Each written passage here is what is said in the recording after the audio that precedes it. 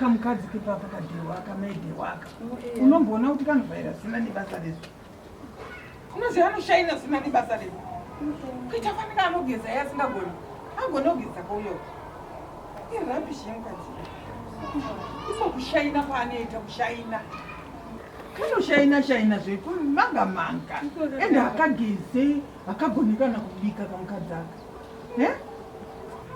kana kubika wakambonano zvakanobika here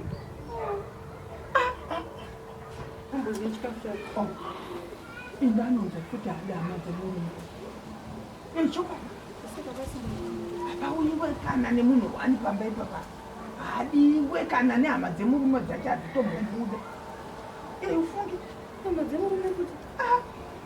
ikaka kane kanopinda futi ikaka ikukane murume ya ndakubatai red robot on spot taura zvamutaura ti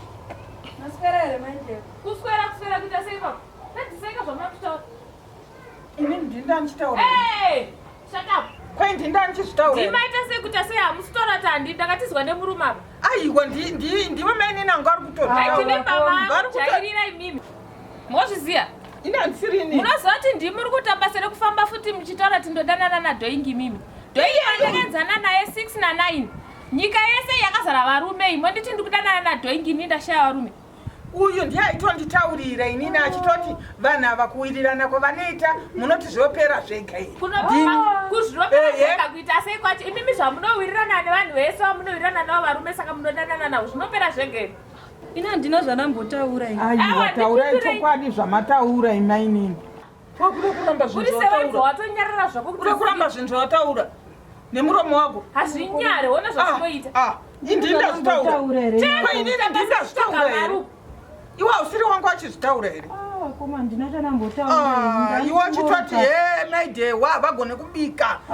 Amai Dehwa havagone kugeza ndiwangu achizvitaura Amai Dehwa havagone kubika havagone kugeza munogezerana nenini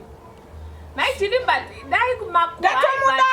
dai makuhwa aibhadhara dai matone mazimba anotyisa nemotikari dai dzakapaka pesa apo asi hamunyari mukadzi mukuru hamunyari ndasere kutimba gotsi rangu muchinditimba muchitaura makuhwa endozvi ini ndotogadzisa life yangu iri kutofamba iri kuenda imi mishena mbuu muri ipapapa muchidya makwene mumusoro emunhu ipapapa muchiruka munhu muri right here ndatomudaro uyu ndikatoti munhu wauri kutonetsa naye uyu ari kutogadzirisa life yake endakadzidza manje mune ndakugadzirisai varume vese vamunowirirana navo ndakukugadzirisai mune zvandaukuitai makajaidzwa stereki